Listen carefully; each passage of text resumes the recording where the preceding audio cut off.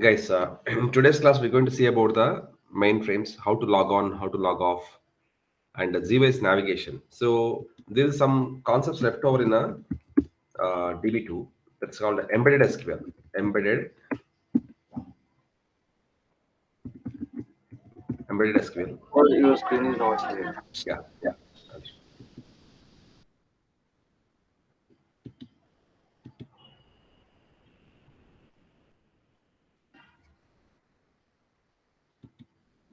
So embedded SQL, we see that later, and then DB2 utilities. This also we see later. Okay. So embedded SQL and DB2 utilities. These two things are left over from the SQL part. It will take 5 classes. I'm just dragging these classes because I need to pull the candidates. But somehow, I don't know why the strength is going down. Okay, I need to speak to everyone. Uh, we started with somewhere 45, 49, and now it's somewhere 35 to between 36. I need to speak with everyone before I freeze the batch. And as I said, I'm going to place most of them before you come here from the ninth batch. There are 35 students in the ninth batch. I think 20 plus candidates already received offer letters. So today, nearly I have a, let me see my schedule. Yeah. 1, 2, 3, 4, 5, 6, 7. There are 8 interviews today. So a huge number of interviews are there. And they're taking hardly 30 minutes of interview and then providing an offer. Okay. Very easy to get into the job, but difficult to survive if you don't practice. Okay. So now in today's class, we're going to see how to install mainframes, how to log on and log off. Okay. Log on and log off mainframes. Okay. So first we see, then I'll explain a little more things later.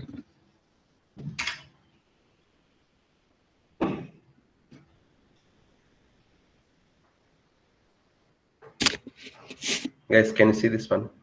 I have a device, Yes, sir. All right. mainframe device. I have a mainframe device. I have a mainframe device. Can you see this? Yes, sir. Okay. So I'll be giving you such a device to every individual. Okay. So this is a mainframe device, and you can plug in this mainframe device to your laptop.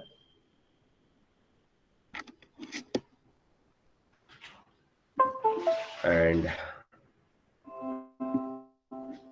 yeah, you can see all these folders in that. It has a MF run. It has a MFA2K. Frame software. This is a software to start the mainframe software, and this is a software to start the mainframe. Okay. So first you need to extract this, extract files, and choose a folder. Okay. Like this. Choose a drive, which drive you have. First of all, to extract this, it's a 3.8 GB software, but when it is extracted, it will come into 29 GB. So right click on that. First of all, you make sure which drive is having a more space, like a more, at least 30 GB of space. If you are installing on a C, because mostly we install other softwares, Windows and other softwares in a C drive. But better you install in a other than the C drive, this mainframe in a other than the C drive, maybe D or E. Okay. So make sure it has at least a 30 GB of space. So if you don't have multiple drives, for example, the partition is not done, the laptop is given to you with a single partition and you're running with a single partition, then in that case, you install in a C drive itself. But better you avoid the C drive. Then how to extract the files? Right click and then right click, extract files and select the drive. First of all, let me delete the files. First of all, let me extract it here. 1 second. I'll do it from the scratch. Yeah, it's already extracted here. Can you see that? The properties. Not this. See the properties of this MF82K. 29.1 GB. Now I'm deleting it. I'm deleting it because I want to extract it. And also, the Vista is already installed. I'll also uninstall it. Control panel. I'm going to control panel. So here, uninstall a program. There is a software called Vista. So I'm uninstalling this one also. Uninstall. Yes. Okay. Now my system is not having the mainframe software. Okay. And even let me see. Hold a second. Hold a second. Before I do all these.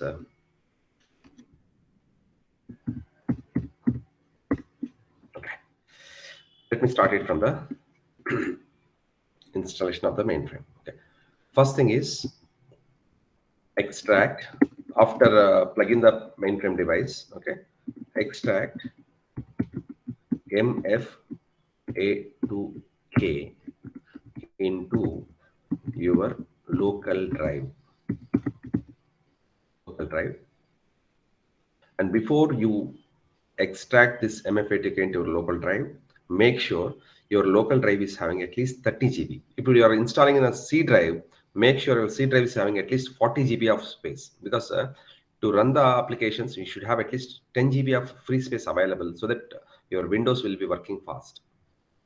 If you are installing in the other than the C drive, 30 GB is enough. But if you are installing in a C drive, you need to have at least 40 GB.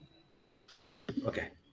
Now, second thing, copy MF run onto desktop. Number 3. Okay, install Vista TN3270 software and then setup. So these are the 3 things we need to do before we start the mainframe. Let me start with the first one. So extract MF82K into your local drive. Okay, extract local drive. So for that, go to the pen drive. Sorry for that. Yeah, go here.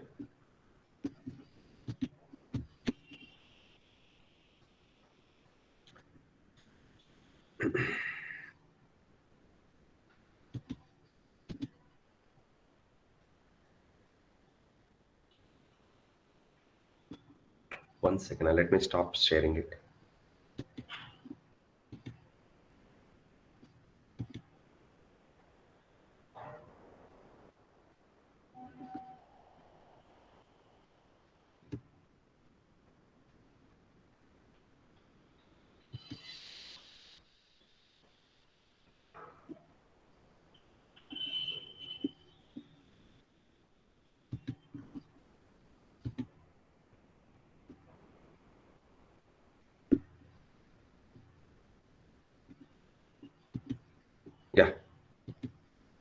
hold a second.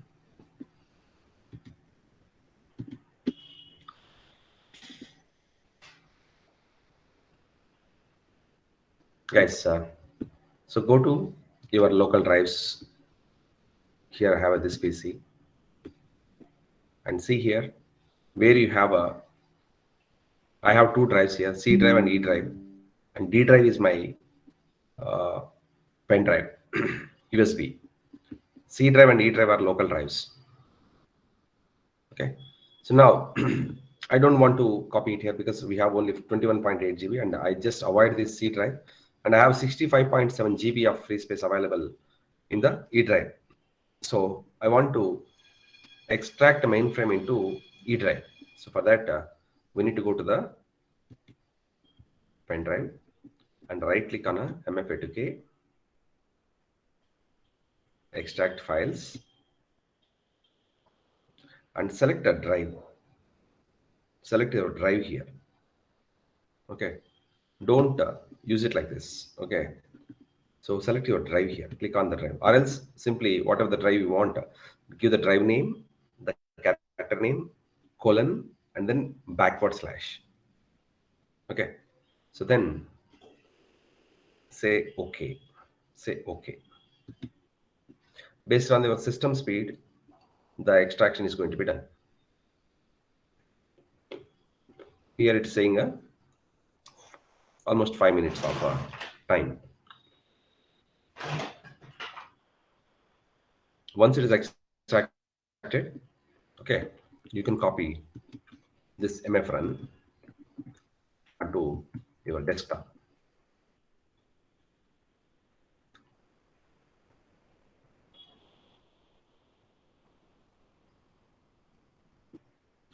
So where it is, yeah, here it is. There are two things: extract MFA2K and copy the MF run. Extract MFA2K and copy the MF run. Are you clear with this? Yes, sir. Then see here, extract MFA2K into your local drive, copy MF run onto desktop, then install Vista TN3270 and then setup.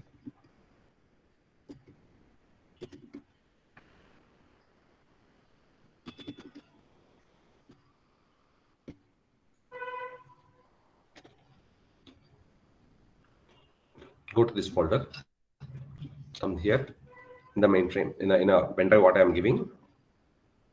There is a Windows patch and Vista installation. So Windows patch is not required here. Go to the Vista tn3207.exe. Okay, just double click on that, click yes, next, next, next, and then install, and then close it.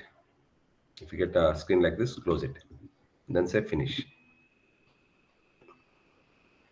Okay, let me see how much of data is extracted.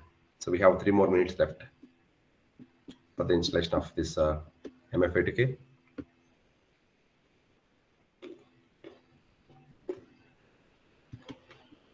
So I have installed a Vista, and we need to set up it first of all. Before we execute, we need to set up it. So how to set up it? For that, go to your start button, search, and use a Vista. You can see Vista standard session. Click on this. So it won't be connected. It won't be connected at this moment. So use a cancel, and go to options. First of all, go to reconnect task. Yeah, if you don't have this one, by default it won't be like this. So give 127.0.0.1 as a IP address and give a port number as a 3270 and say connect. It won't be connected because mainframe is not yet started. So give a cancel. Again, I'm telling you, go to files. See, when you install it for the first time, when you open it, you may not see the screen. You may see the screen like this. Okay, here it will say that Vista standard session, something like this. Remove it and give this IP address, and remove 23 will be there, and remove it and give this 3270 as a port number, and try to connect it, but it won't be connected. Okay, then cancel it. Then go to options, go to keyboard edit. Okay, else yeah. So this escape button will be there for attention button like this. It'll be like this. If you go to the options, it'll be like this. It'll be like this. Escape button is given to the attention button, but that's not correct. So escape button should be given to clear button. So click on escape button, click on a clear button, and use a set all and click OK. And if you go to help, sorry, actually I should have uninstalled it and then properly, and I should have showed it. Let me uninstall it once again, because this is not a correct process.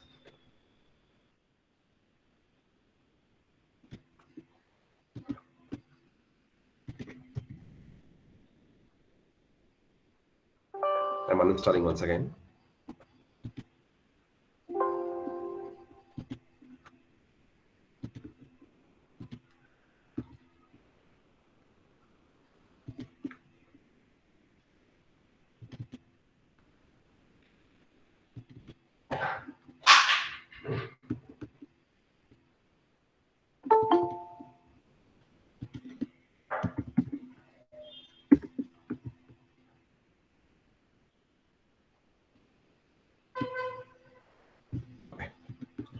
Now again I'm doing this installation process.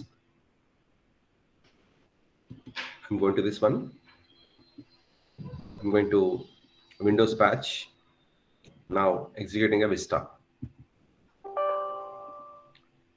Okay, this, next, install, and then finish. Once the installation is over, then we need to go to the Vista standard session like this. Yeah, you'll get a screen like this. Close it, and you can get a TN3270 mycompany.com. So remove it. You can type 127.0.0.1, and instead of 23, you are 3270, and say connect. It won't be connected. So cancel. Then go to the options. Go to the keyboard edit. See here, escape button is given to attention button. So we have to map the escape button to clear button, and then say set all and click OK. Now the escape button is set up to clear button. Then go to the help. It's a 1-month trial version, but to make it a permanent licensed version, go to help, enter registration code. So the name P. Muniraja Reddy space Reddy.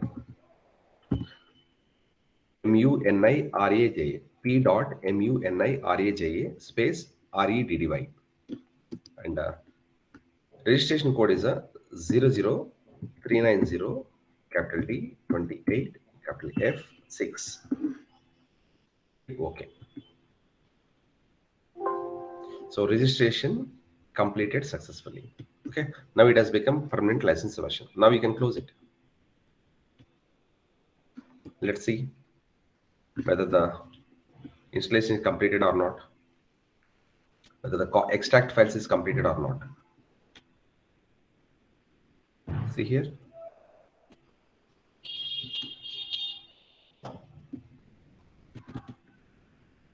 Yeah, MF8 is completed. You right click on that and see the properties. It is 21.9 GB software is extracted from 3.8 GB from the pen drive into the local drive. Yes, are you clear with this? Yes, sir. The first step is extract files from the pen drive MFA2K zip file into your local drive.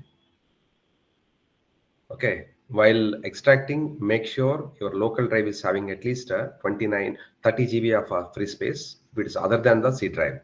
If it is a C drive, you need to make sure that at least 35 to 40 GB of free space available for a better quality.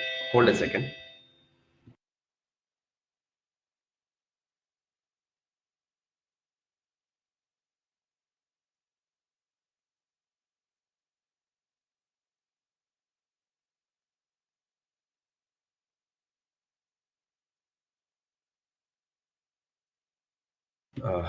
Sorry, guys. So, where are we? After extracting the MF82K, you copy the MF run onto desktop and then you install the Vista TN3270 and then setup. What is the setup required? For IP address, port number, and a keyboard edit in the options where we need to set up the escape button to clear button and also finally registration to make the 1 month trial version into permanent licensed version. So guys, are you clear with this? Yes, sir. Yes, sir. Yes, sir. Now, once the MF80K is extracted, MFRN is copied, and also the Vista is installed and set up, then execute the mainframe. Okay, run the mainframes.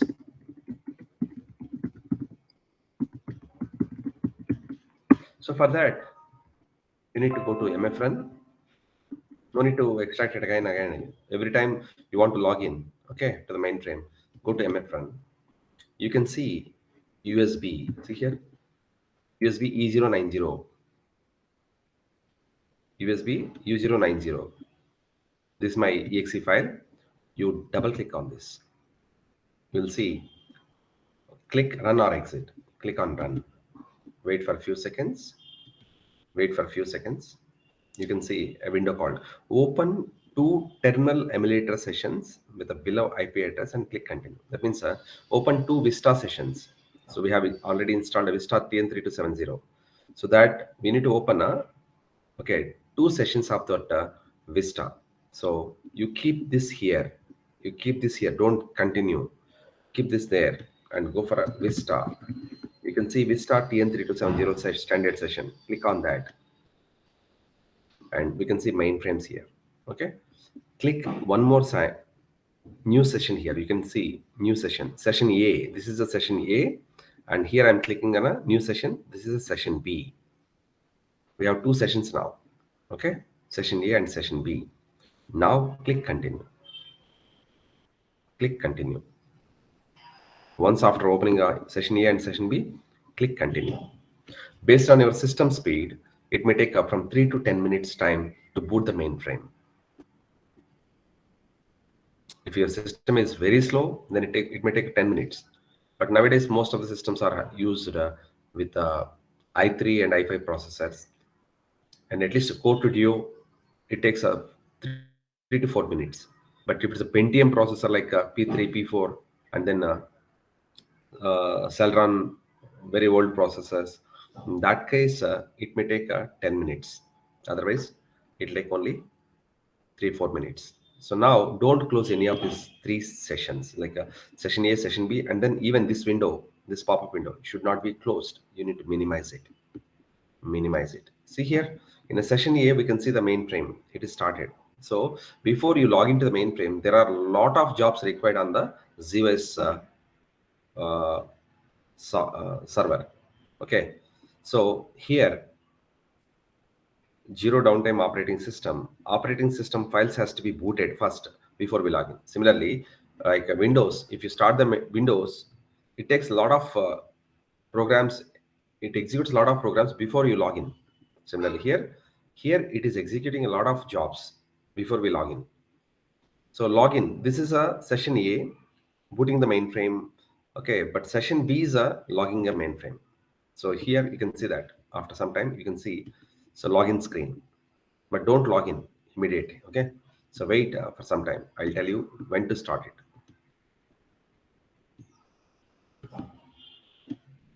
Sir, yesterday I tried to install this mainframe, but I'm getting one error like hardware software is not installed.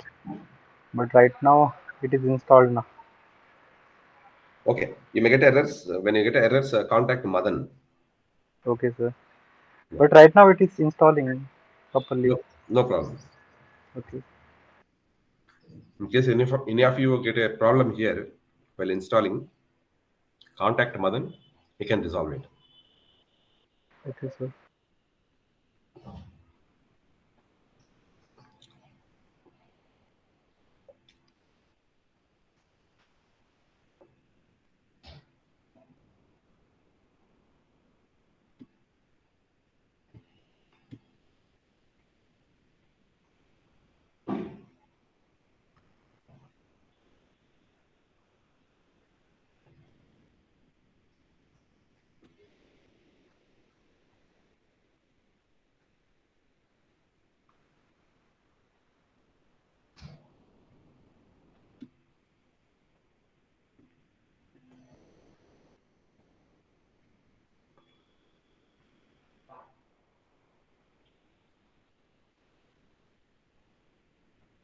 Yeah.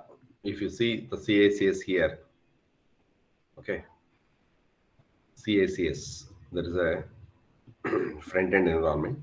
If that booting is completed, you can see a message. After all this, you can see a message. Let me tell you.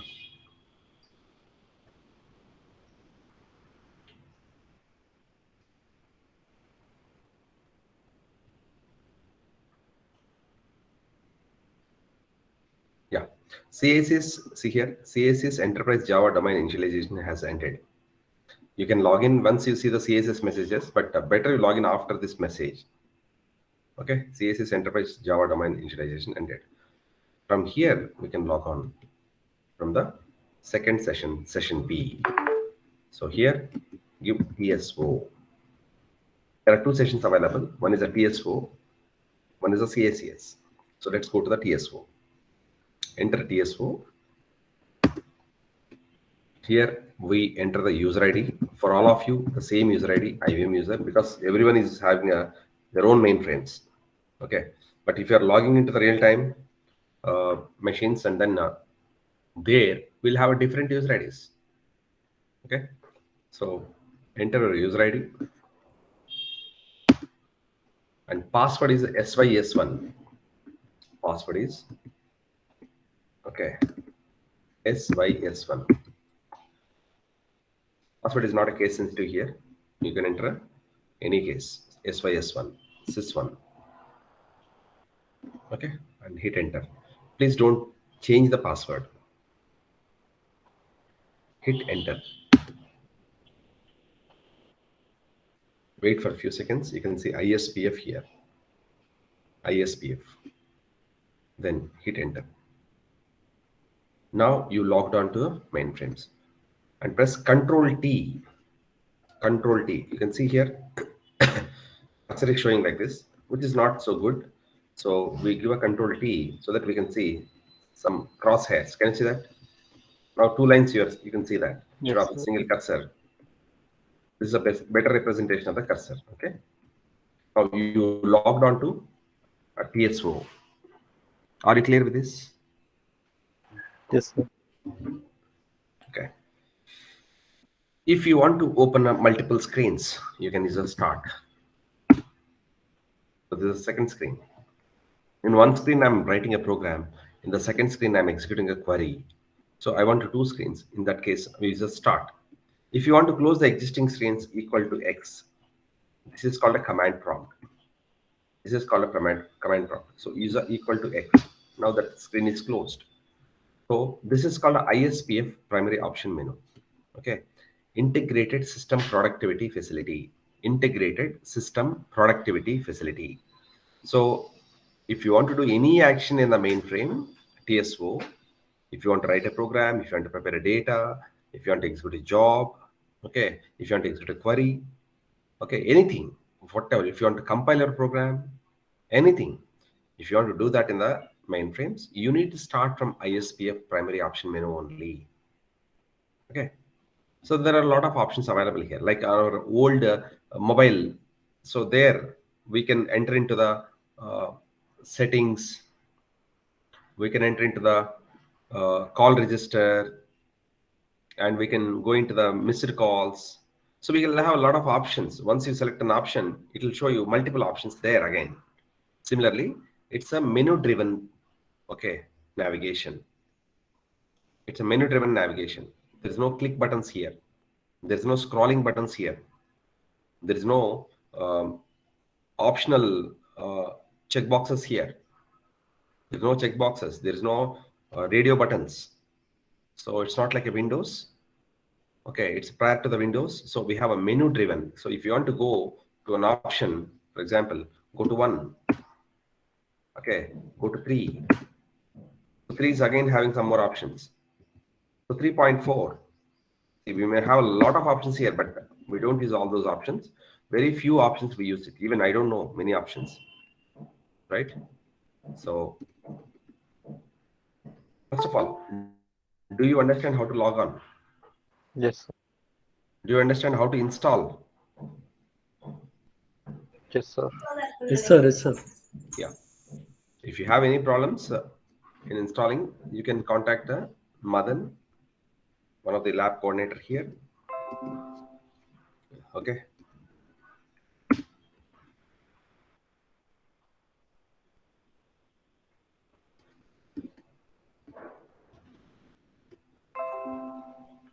Okay. So let's start with the ISPF. Okay. First of all, number one, how to log on and log off.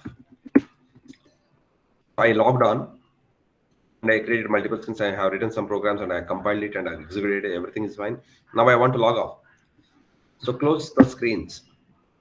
Close all the screens with equal to X. If 3 screens are opened, close all the 3 screens one by one. Then use a log off. Let me show you once again. I'm not logging off. I want to show you. I want to go back again. So it's all like this.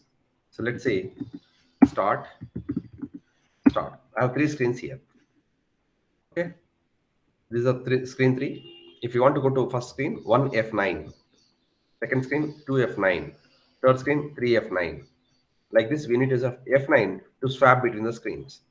Now I'm in the third screen, close it, equal to X. I'm in the second screen now. You can see here, I'm in the second screen. So again, I close the screen. I'm in the first screen. Again, I close the screen. So now all the 3 screens are closed. You will get a prompting like this.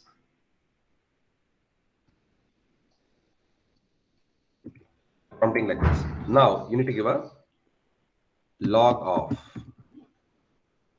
You will be logged off. So if you want to log in again, PSO, IBM user, sys1, wait for a few seconds. Once you see ISPF here, hit enter once again. But if you make any changes in the data sets or maybe programs, whatever it is, okay, for example, here, I'll show you how to enter all these, okay? For example, I made some changes here. Now, when I'm logging off, I closed it. I got a screen like this because we made some changes. It's been logged. ISPF logging. So whatever the actions you do, whatever the editings you do, okay, it will be logging those things in one of the file, one of the data set. So if you want to keep that, you can keep it, but we don't want to keep it actually. We give a delete. So that log file is not required for us. So delete the data set without printing. So give 2 here and then enter. Now you get a ready prompt for log off. Log off. If you don't do any action, you will straight away get a ready prompt where you can give a log off command. But if you do some actions, then it'll ask you the previous screen. It will show you the previous screen where you can delete the this logging file. Option 2, and then hit enter. Then you can see this ready prompt, and then you can log off. Yeah. Do you understand how to log off and log on and log off from the TSO? Yes. All of you, please confirm. Yes, sir. Yes, sir. Okay, sir. Okay. Yes, sir. Okay, thank you. Now we see how to log on to CICS. CICS. You need to give us CICS. CICS is nothing but a front-end environment. Okay. Welcome to CICS. You have seen this. You need to press escape button. Make sure the escape button is already set up with a, see here, the escape button is already set up with a clear button. Make sure that, otherwise your screen will be hanged. Okay, you can't see the screen. You can see, you can't execute anything in there if you give escape button. Okay, so now if it is already, the escape button is already given to clear button, now you can press escape button so that it will clear the screen. And if you know a transaction ID, for example, there is a transaction, and if you know that, you can execute the transaction ID. For example, I have some transactions here, INQ1, 4-character transaction ID I have given here, and enter. So enter policy number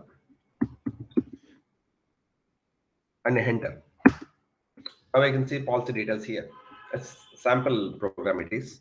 Don't worry, policy details will not be like this. So now press F3 to go to previous screen. F3 to exit.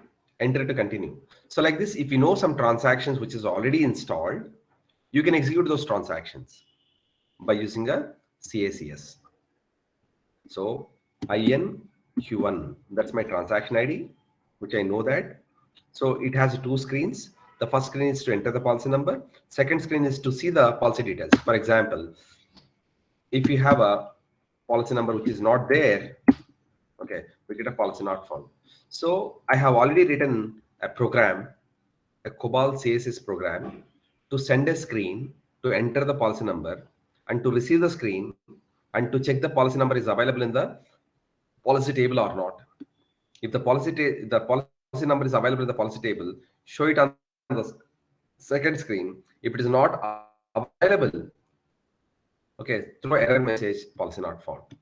So I have built a program under two screens and program and one DB2 table, okay, and I have some data there. So I have written two screens program and then created a table and have some data. And I created a transaction like this, where you can come to the CACS and you can execute a transaction ID. It will show you a map, okay, and then where you can enter the policy number. And then once you hit that, it will get the data from the database and it will show it on the second screen if the policy is available. If the policy is not available, it will show you the first screen itself with a error message. Guys, are you clear with this? Yes, sir. So if you want to log off from CACS, if you want to log off from CACS, you have to give a command called CESF, sign off. CACS execution, sign off. Okay, sign off transaction, saying goodbye.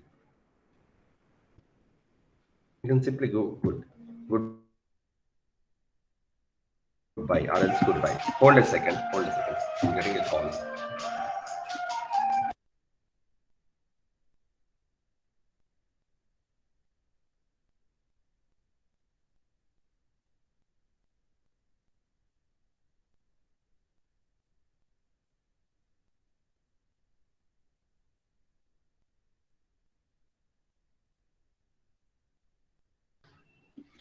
Uh, yeah. So CESF space goodbye. CESF space goodbye. You will be logged off from CACS. So how to log on to CACS? CICS. You'll get a screen like this. Press escape button. Make sure the escape button is already set up to clear button. In the setup of the Vista itself, we have to do that. So then once it is done, you can press escape button to clear the screen where we can execute some transactions. Okay.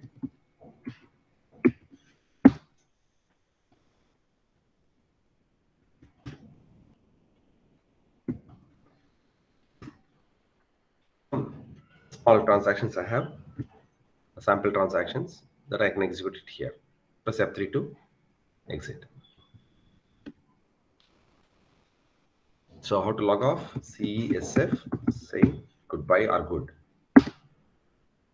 Guys, do you understand how to log on and how to log off from both TSO and CSES? Yes, sir.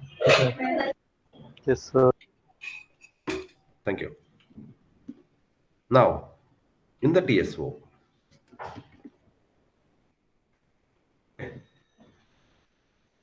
so important options of a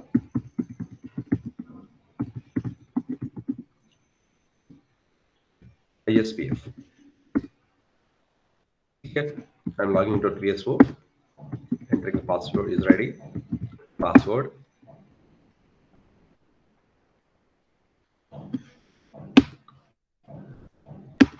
Even while entering into the CACS, you need to enter user ID and password, but such a security is not given in this system. In a real applications, even when you're entering into the CACS, it will ask you user ID and password, but here such a security is not given. Okay. See here, we have lots of options here. For example, if you go to 3, again it's showing us 16 options. If you go to 7, there are a lot of options available. If you go to more options, you can see a lot of options. You go to D, again there is a lot of options.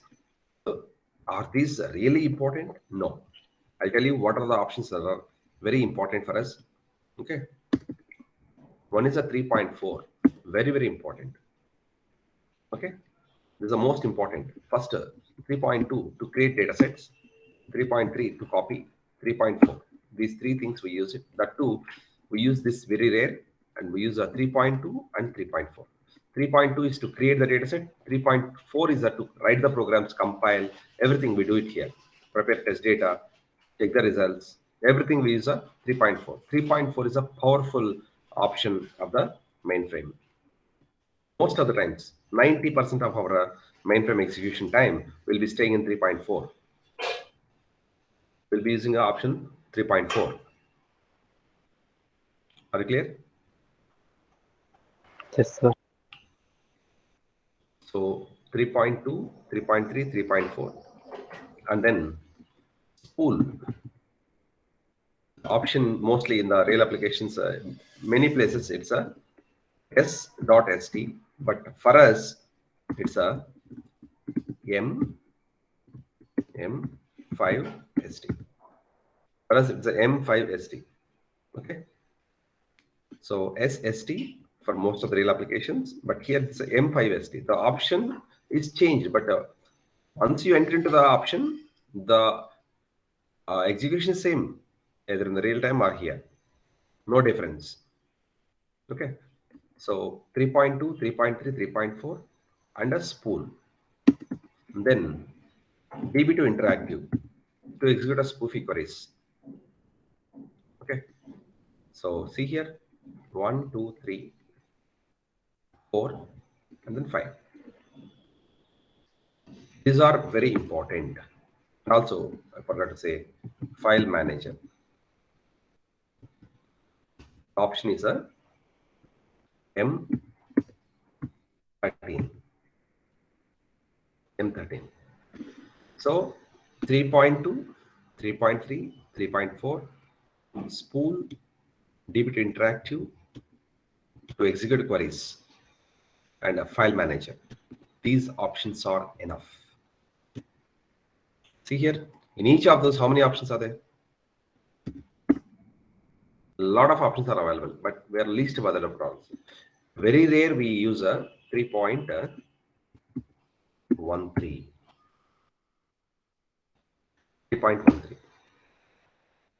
3.13.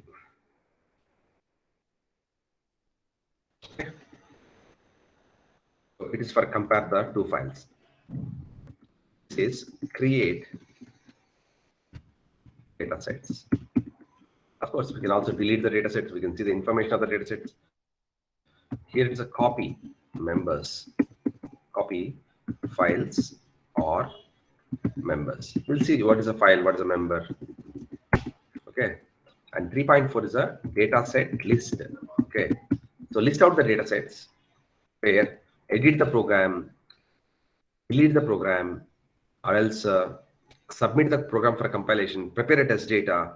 Lot of things we do here. 3.4, create a new member. So first of all, we see what is the data set a little later. And 3.13, so compare files. Spool, the place where we check the compile errors, where the jobs are executed. This is a batch process. Mostly in the mainframe, we use a batch process, background process. Like once the data is entered in the online, the end of the day, the background process started. So that is all done in the spool. Every job is executed from the spool only. And DB2 interactive. This jargon may be little different at this moment to you, but slowly you're going to adjust for this one for sure.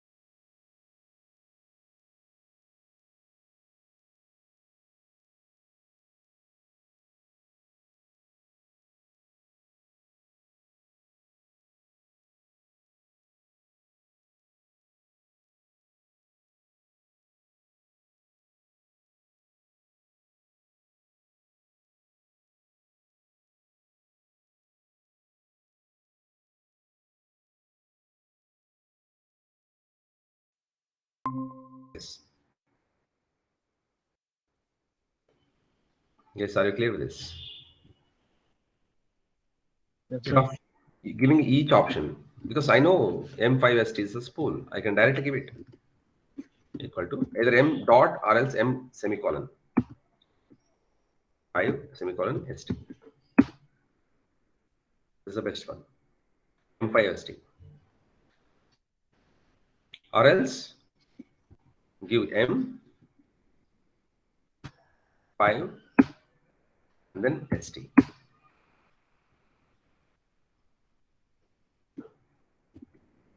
Okay. So important options of the mainframe 3.2, 3.3, 3.4, 3.13, and then spool, DB2 interactive, file manager.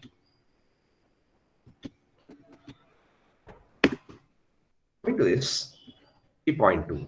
So let's create a data sets now.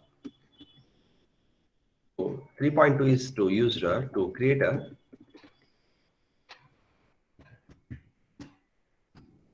what we can do here, create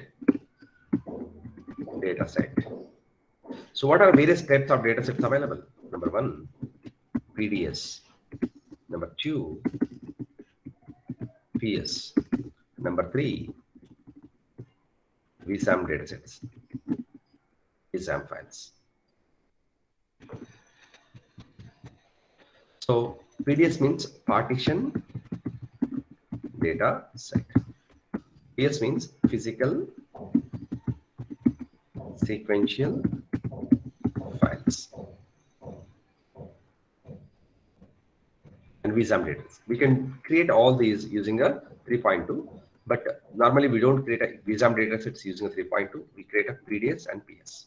For VSAM data sets, we use a batch programs to create a data sets. So first of all, what is a PDS and what is a PS? Let me show you a PDS and PS. Okay, see here, I'm entering a demo.cobol. It is giving a lot of libraries like this. Okay, see here, if I open it, browse or view, we'll see that line commands a little later. But I want to show you what is the difference between a PDS and PS. So I'm browsing this. Here I have a lot of members. When I open a PDS, we can see members. When I open a member, we can see the code. Okay, but coming to the PS, for example, so here there is a file. Okay, there's a data set. In front of that, if I use a B, it's showing data. Here, let me show you that other one. Oh, let me open it. Parallel. Right. We have two data sets here. One is a demo.cobol. The other one is a sample.altered. Okay, altread.in. Guys, there are two data sets. Both are data sets. In a high level, we can call anything as a data set. Data set. Okay. And I'm saying this is a PS file, and I'm saying this is a PDS. So for a PDS, if you open a PDS, we can see members. Can you see that? We can see a lot of members here. But when you open a PS, it will show you data, not a members.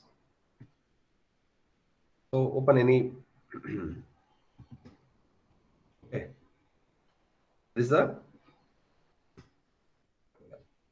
data. Directly we can see a data here like this. But if you open a PDS, we can see members. That member may have a program, may have a JCL, may have a data, anything we can store in a member. Guys, do you understand the difference between a PDS and PS? I can tell you in a Windows environment, PDS is like a folder. PDS is like a folder. If you open a folder, can you see data directly in the folder? Or do we see any documents like a notepads or Word documents like that? Can you write anything? Can you write anything in the folder? No. We can write. Sir. We can store some members in that, some documents in that. In a folder, we can store some documents, maybe notepads, maybe Word documents, maybe PDFs, maybe exe files like that. We can store some documents in the folder. Okay, let's come back here. Okay, coming to the PDS. If you open a PDS, you can see some programs, JCLs, compile JCLs, run JCLs, okay, copybooks, a lot of things we can store in a PDS. So PDS is used to store the, okay, programs, JCLs, okay, and many more things. But PS is to store the data. To store the data. PS is to store the data. If you open a PS, you can directly see the data. Do you understand the difference between the PS file and a PDS file? Yes, sir. Okay. So how can I say it's a PDS or PS? If you give a I in front of the data set, if you give I in front of the data sets, information, I, then it will show Can you see that? Organization, PS. Record length is 16 bytes. Let's come back. When you give a I in front of the PDS, it is saying a PO. Okay. So PO means PDS. Okay. PDS. For PDS, the representation is a PO in the organization. There the organization is PS. For PDS, the organization is a PO.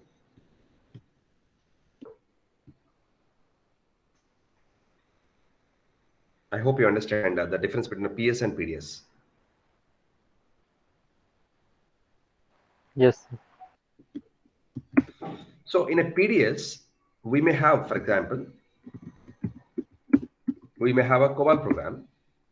This COBOL program is reading one file and writing into another file with some conditions. And for that COBOL program, I have a JCL to run the COBOL program. So to run the COBOL program, I need a input file. Okay. And my program is generating an output file.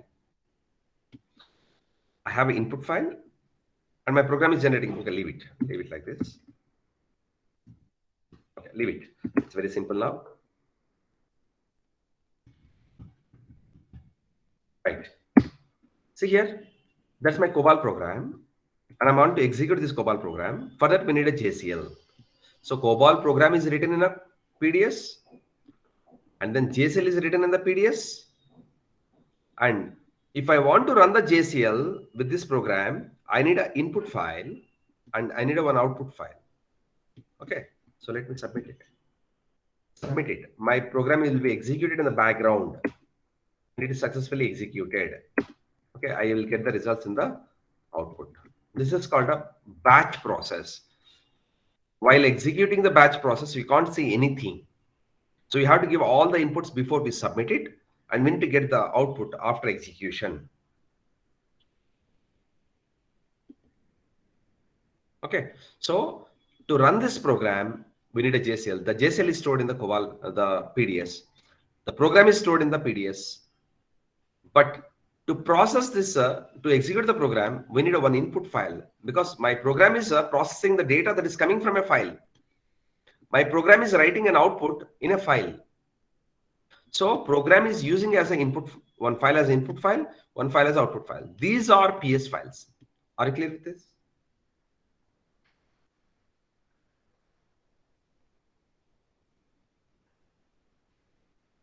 Guys, please confirm.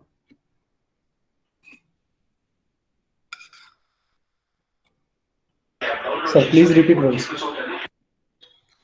Simple. The PDS contains programs, JCLs. Okay. Whereas a PS contains data. This program is expecting an input file with some logic. It is processing the data and it is writing the data in the output file. Okay. I have written a program. COBOL program with our EMP file as input, out file as output. Structure of the file is given here. The file is having employee number, employee name, status, date of joining, salary. Structure is given here. The output file is containing, okay, like this: employee number, name, and salary. I don't want other fields. I have a program here. I'm opening the file in the input mode, another file in the output mode. I'm processing this file until end of file. This is the logic until to process until end of file, like a for loops in our C language. Perform until see in a day one, it looks like a Greek and Latin. For any language, it looks like a Greek and Latin, but slowly you'll understand. Okay, this is a very simple program having a 73 lines of code. You may see 1,000 lines of code or 2,000 lines of code, but once you understand the logic, okay, once you understand the syntaxes, it's very, very easy. So this is a COBOL program, and this is a JCL to run the COBOL program. This is a JCL to run the COBOL program. We see how the rules to code a COBOL program, the rules to code the JCL. But my intention is not to tell about the COBOL programs here. My intention is not to tell about the JCLs here. My intention is to tell about the PDS and PS. PDS is used to store the programs and run JCLs, programs and JCLs. But PS is to pass the data to the program and get the data from the program. And my program is going to process the records available in this file, and it's going to write the data in the output file. Do you understand? Okay, sir. Yes, sir. I may use VSAM files, I may use DB2 tables, I may use IMSDB database, whatever in the COBOL program. But here in this program, I'm using one file as input file, one file as output file, which are PS files, physical sequential files. Okay.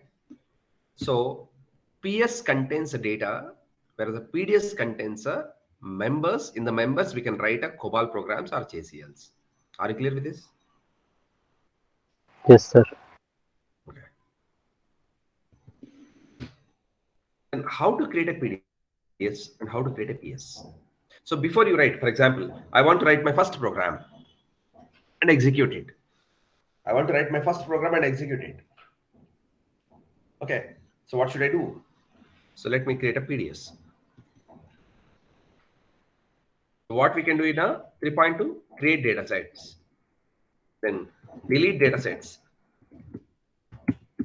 Data set means it may be PS file or PDS file, whatever it is. It's called data set. In a high level, it's called data set. And rename.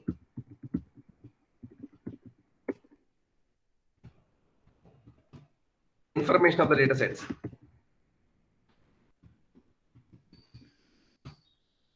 We can see all, we can use all these here in a 3.2.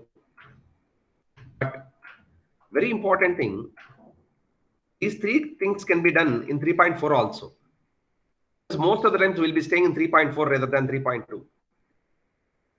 So that's the reason, if at all you're going to 3.2, it's not for a delete the dataset, it's not rename the datasets, it's not for information of the datasets. We can use this in a 3.4 itself. The option 3.4 is very powerful. We stay most of the times in a 3.4 rather than 3.2. So mostly we go to the 3.2 to create the datasets. Do you understand? Yes, sir.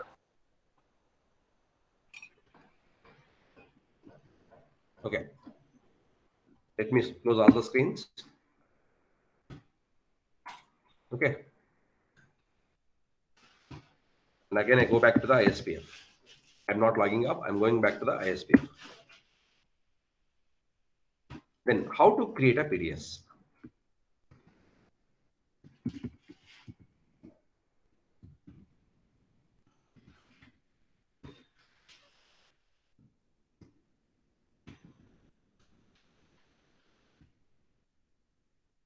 Number one, go to 3.2, equal to 3.2, and give batch 10 dot source library, where I want to write some source programs. Okay, give the dataset name in the quotes. So how to write a dataset name? What is the rules to follow this one? That we see now. Okay.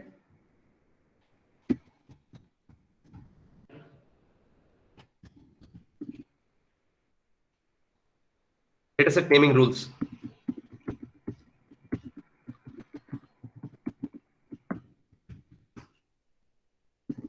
So a dataset name maximum, okay, 44 characters. What is meant by dataset name? Let me show you here. 3.4. I'm going to 3.4. Let it the screen here itself.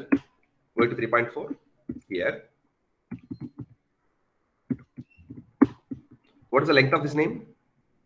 You can see here on the right side, 13 bytes. Length of the name is 13 bytes. Length of this name is 19 bytes. Okay. I'm going to another screen.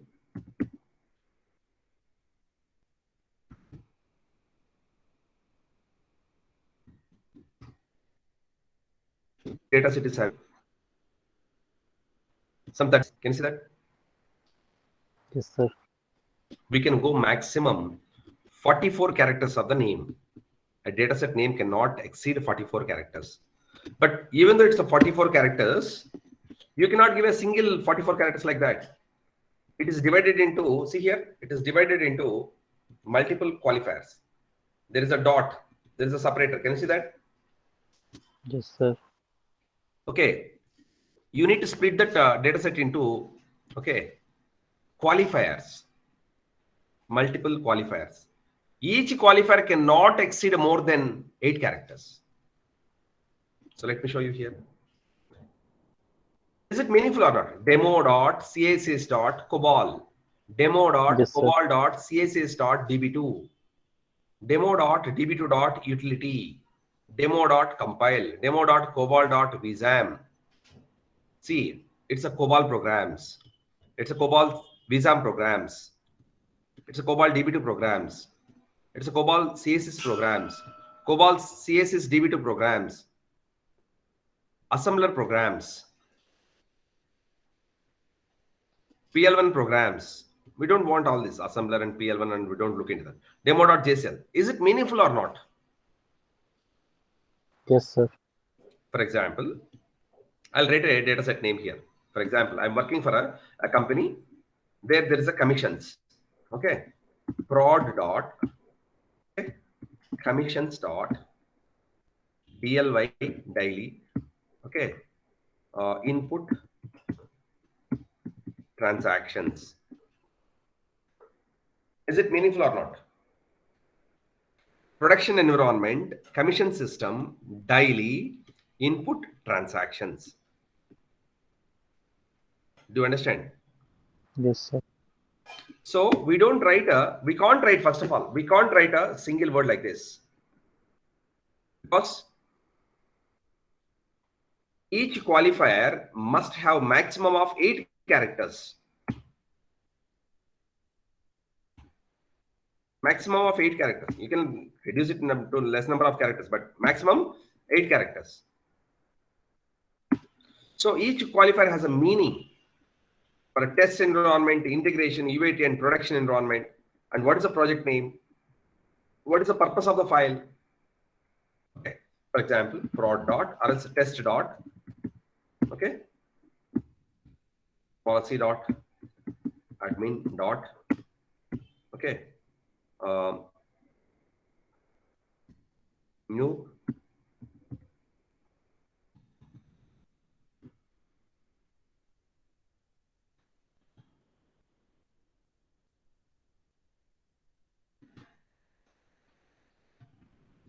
something like this. Test.policy.admin. Okay, Paul admin, or else we give it like this. Like this. Test.Paul admin, policy admin, new business transactions. Some meaningful names we give it like this.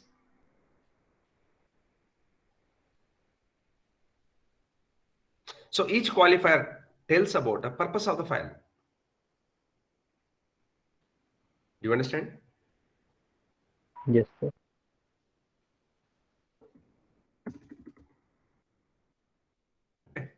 So like this, we write a data sets with a proper meaningful names. And each qualifier.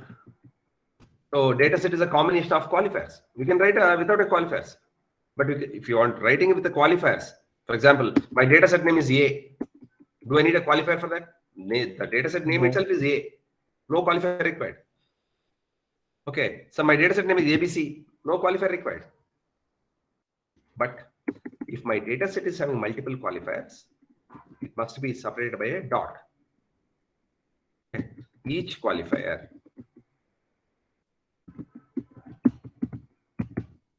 cannot exceed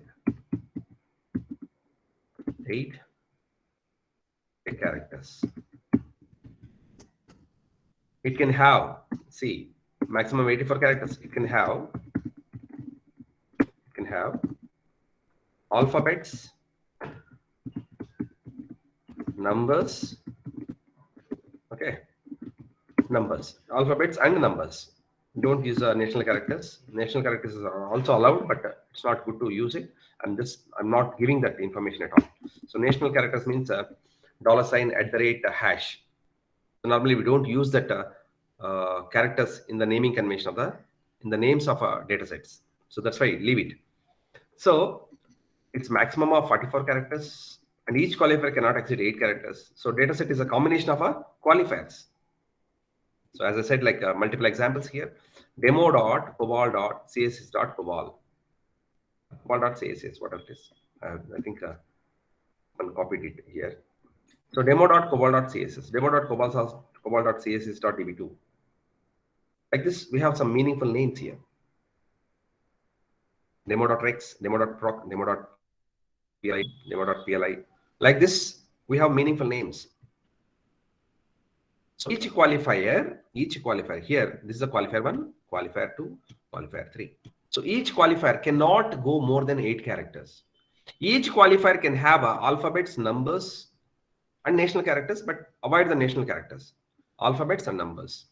Okay. And then each qualifier must start with a character, alphabet.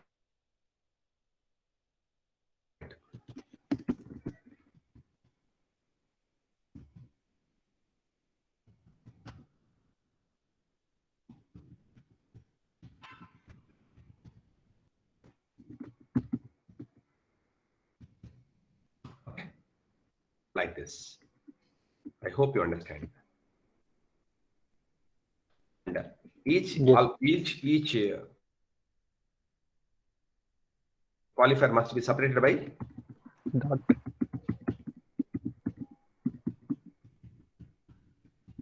by period, dot.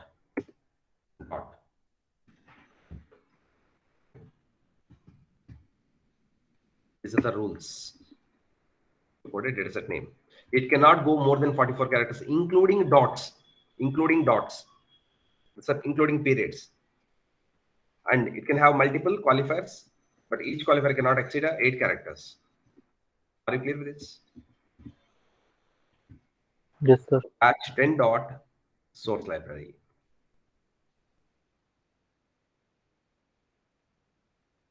Allocate. Yeah.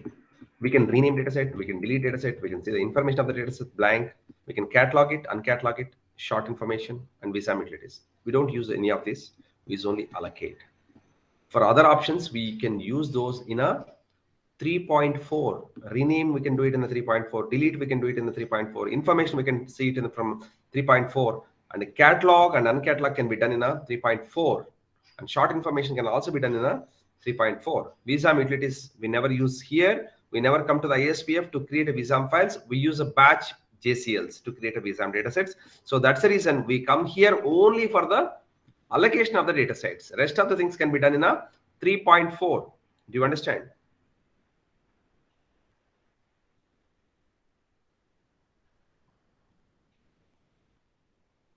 So allocate a new data set.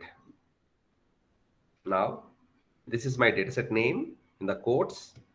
It has 2 qualifiers, batch 10 dot source library, and hit enter. So I think it's already there. Sorry for that. Now I'm getting it. So here, first of all, we remove all this and then we explain this with a proper information. So volume serial, like drives we have, D drive, E drive, C drive, like this for mainframe. Okay, it's a volume serial. So you need to give a S7 sys1 in our lab sessions in our system. But once you go to the real application, no need to give a volume serial. It will take the best volume serial based on the situation. Here also we can remove it. Here also we can remove it. See here, blank for a system default volume. Can you see that? Blank. If you give a, don't give this one, it will give a system default. System default. But better you give S7 sys1 as a volume serial. Normally, when you're creating a files, we allocate a memory. In Windows, we need not allocate a memory, but here we need to allocate a memory. So that is a space units, tracks. Okay, one track equal to, so like space allocation parameters, dataset allocation parameters.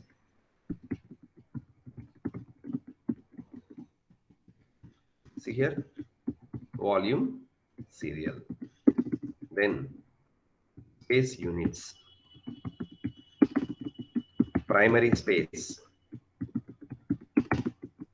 secondary space, directory blocks, and then record format, record length, then block size, and the dataset type. These are all the options available. Out of that, volume serial, what I'm giving is a S7 sys1, which is the best volume for us. Okay, and space units, I can go with the tracks or else cylinders. So I'll tell you, one track equal to okay. Generally, it's a 64 kb, and some environments it's a 54 kb, 64.3 kb. Okay. In our system, it's a 54 point some kbs. Okay. And one cylinder equal to okay, 15 tracks. One cylinder equal to 15 tracks. So do we need to calculate like this? Generally, if it's a smaller file, what we give in the real application is, if it's a smaller file, okay, cylinders 10, 5. Primary space is 10 and secondary space is 5. Okay. Primary space is 10 and secondary space is 5. Like this, we create a space. So now let's see here, volume serial, space units. So now generally we give a tracks or cylinders,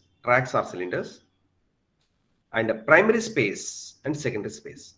For example, I want a data set with some 100 tracks or maybe 100 cylinders. Okay, but do we use all the 100 cylinders in a single day? For example, I'm creating a data set, PDS, to write programs. Do we utilize all these 100 cylinders in a single day, or else do we write programs in over the period? Yes, please respond.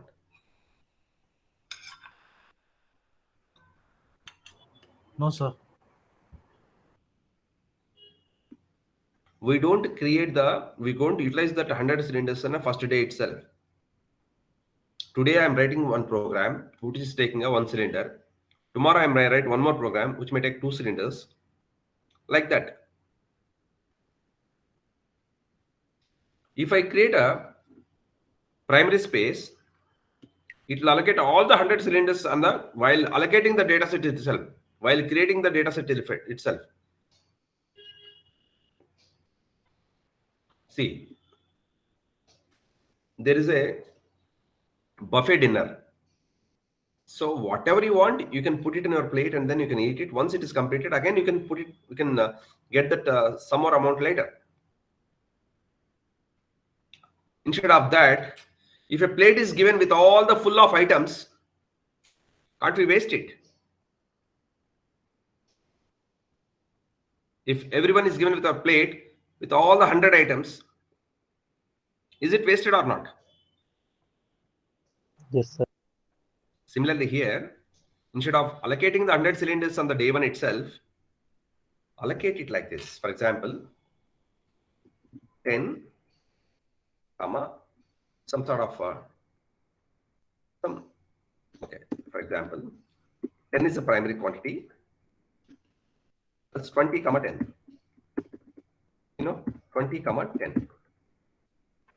Allocate 20 cylinders first time. If it is not sufficient, then allocate 10 more cylinders. And 10 more cylinders, 10 more cylinders, like this 15 times. Primary space is allocated only one time. If it is not sufficient, the secondary space is allocated 15 times. So now tell me, what is the maximum memory allocated here if I give a primary, secondary? 20, 13.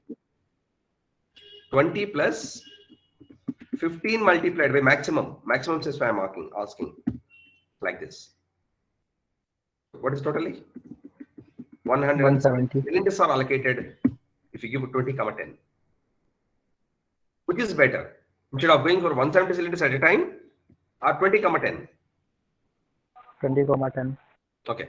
If you go 20, 5, or it's 25, 5. Initially, 25 cylinders are allocated. If it is not sufficient, 5 more cylinders are allocated. How many times? 15 times. What is the memory now? Total space? 100. 100. So instead of giving 100 cylinders at a time, split it like this: primary, secondary. Hope you understand this concept. Yes, sir. Either you go with the tracks or cylinders, least bothered. Okay, if you go with the tracks, you'll get a less memory, that's 54 KB. If you go to cylinders, one cylinder equal to 15 tracks again. Okay, so if you give a 25 cylinders, 5 cylinders, for example, here I'm allocating the data set in tracks. Primary quantity is 10, or is 25. Secondary tracks is 5. So what's the maximum memory I can get? 30.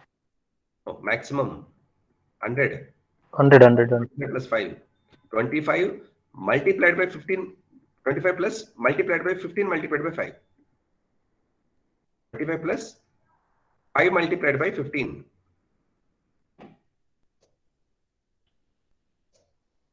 Okay. And directory blocks. Each one directory block contains 6 members. So if I want somewhere 600 members or 500 members, or maybe 200 members. So some give like approximately some 100, approximately some 100. You can also give 50. 50 multiplied by 6. 600, 300 programs you can write if you give 50. If you give 100, 600 programs you can write.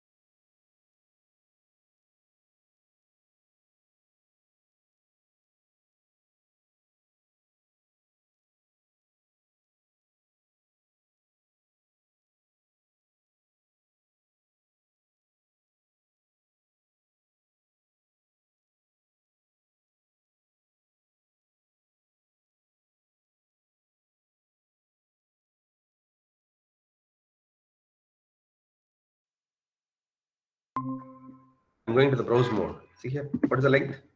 Can you see here? Column 1 to 80. It has only 80 bytes. So every program is 80 bytes length. Every JSL is 80 byte length.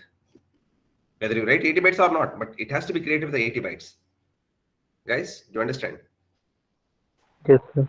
Sorry for that. It's a record format is FB and the record length is 80 bytes. Okay. I'm going to wind up this class in another 5 minutes because I cannot stop it in between. So volume serial, you leave it, it will take the best volume serial. But in our sessions, we give a S7 sys1, that's the best volume serial available here. Okay, that has more space. And you can create a space in a space units like a tracks or cylinders. Instead of kilobytes and megabytes, we create in a tracks or cylinders. Don't use the blocks, don't use the records, don't use the KB, MB, don't use the bytes. We always go with either tracks or cylinders. So one track equal to 64 KB. In our system, it's a 54 KB. One cylinder equal to 15 tracks. If you want to go more space, go for cylinders. If you want to go for less space, go for tracks. Again, if you want to create 100 tracks maximum, don't give 100 here. Don't give a secondary quantity as 0. So split that into primary and secondary so that it is going to allocate 25 tracks to you. Once after writing few programs, if the 25 tracks are utilized, then it's going to create 5 more tracks, 5 more tracks, 5 more tracks like this 15 times. So you will get maximum of 100 tracks here. And if you give 50 here in our directive blocks, 50 multiplied by 6 is 300 programs you can create in this PDS. If you give 100, you can create 600 programs. And a record format, every record is of same length. Every record is the same length in the PDS. That's called FB, fixed blocked. And the record length is 80 bytes.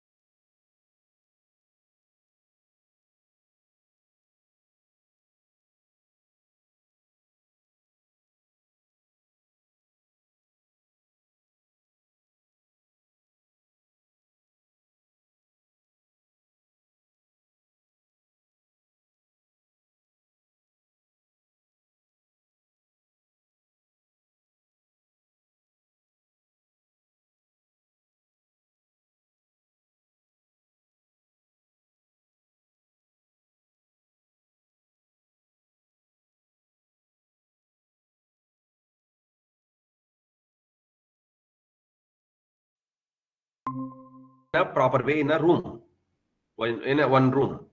If I ask you to arrange this in a other room, do you take one chair at a time or do you take 4 or 5 chairs at a time? 4, 5. Yeah, we take 4 or 5 chairs and we go to the other room and we arrange it and we come back to the first room and we take one more 4 or 5 chairs and then we go there. Like this, we speed up the process. The same way, if you give a directory block size, record length and block size. So if you have a record length 100 and a block size is 1000, when you're reading for example, your PGM program is reading, okay, your PGM1 is reading a file 1. Now,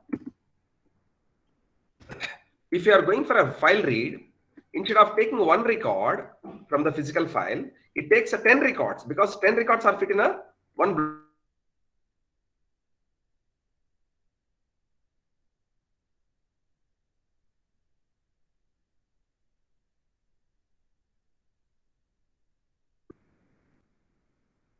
Keep in the main memory. For all the other 9 records, it doesn't go to the file read at all. It will take it from the main memory. Like how we arrange the chairs to speed up the process. We take 4 or 5 chairs at a time and we arrange it and we come back again. Similarly, when my program is reading a file from the physical file into COBOL program, it is going to read 10 records for the first read itself and it will keep that in the main memory, but only one record is given to the program. When you go for the next read, again we get one more record. So for the next 9 records, it doesn't go to the file read at all, to the physical file. It will read it from the main memory and it will give it to the program. So that the process will be increased a lot. Do you understand? Yes, sir. Yeah. Yes, sir. That's where we are giving a record length and a block size. Okay, and then no need to give a dataset name type, because if it's greater than 0, PDS, if it is 0, PS. Let me hit enter so that it's going to be created. And we never give an expiration date. There is no, generally we don't create a datasets with the expiry dates.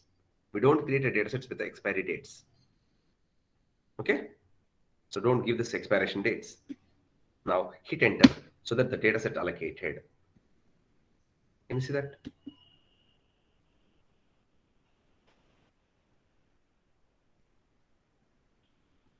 Okay, let me hit once again. Blank. If you don't give any option here, it will show you information. See here. And it's the PO means PDS, FB 80 bytes, block size 800. And first extent tracks primary space is of 25, secondary space is 5. So how many are allocated here? 25 tracks. 25. 25. So it will allocate only the primary space for the first time. If you keep writing the programs in this source library, once this 25 tracks are completed, then it will allocate 5 more tracks. Maximum directory blocks is 100. Leave about this utilization, but think about this allocation. Are you clear with this? Yes, sir. Yes, sir. Yeah, I'm running short of time. Sorry for that. I need to wind up this. And guys, please plan yourself, okay, to come on Monday to the classroom training. I don't give online training from there. And I don't like online training. So in case if any of your friends is missing these classes, ask them. No problem, because DB2 anyhow, I'll cover it later. DB2 will be covered again. Even the SQLs will be covered again in the separate classes. If anyone is missing this 5-10 classes, no problem. They can attend it from Monday, and we can cover that later. Okay, so all of you individuals, you may get a calls, from Madan Kumar, and he may ask you few things like, are you carrying your documents? Are you carrying your check? Those questions will be there. And if you want, Madan is already there in the group. You can see on behalf of me. Sometimes he posts a message saying that the classes are cancelled, like that. So do you know Madan in that group? Yes, sir. Okay, if Yeah. not, I'll ask him to ping it. Okay, so you contact him for more information, and he may call all of you one by one.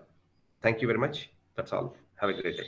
And no class Thank you. tomorrow. Thank you, sir. Catch you on a offline training from Monday. Thank you. Thank you, sir. Thank you, sir. Thank you.